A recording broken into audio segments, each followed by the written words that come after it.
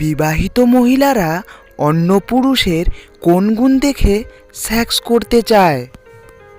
উত্তরটি হলো, বিবাহিত মহিলারা অন্য পুরুষের প্রথমে যে গুণটি দেখে সেটি হলো ব্যাপারটা গোপন রাখতে পারবে কি না, আর দ্বিতীয়টি পুরুষটি শারীরিকভাবে সুগঠিত কি না, যে তাকে সন্তুষ্টি করতে পারবে। চলুন বন্ধুরা পরের প্রশ্নের দিকে এগিয়ে যাই। এইডস রোগ কিভাবে ছড়ায়?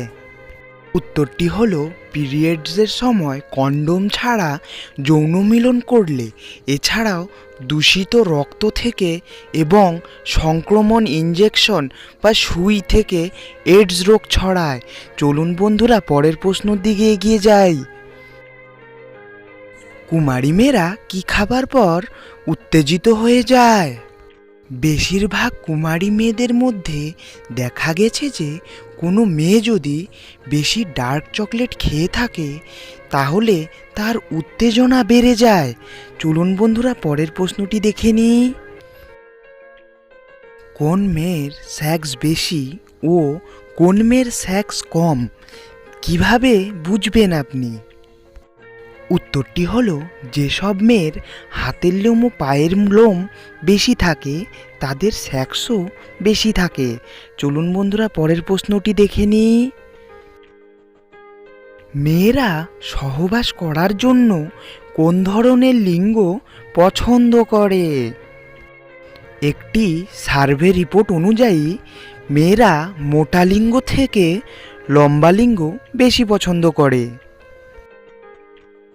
বাচ্চা জন্ম দেওয়ার কতদিন পর থেকে যৌন মিলন করা উচিত? উত্তরটি হলো, বাচ্চা জন্ম দেওয়ার 40 থেকে 60 দিন পরে যৌন মিলন করা উচিত। চলুন বন্ধুরা পরের প্রশ্নটি দেখে নিই। মিলন করার কত সময় পর গুপ্তাঙ্গ ধোয়া উচিত?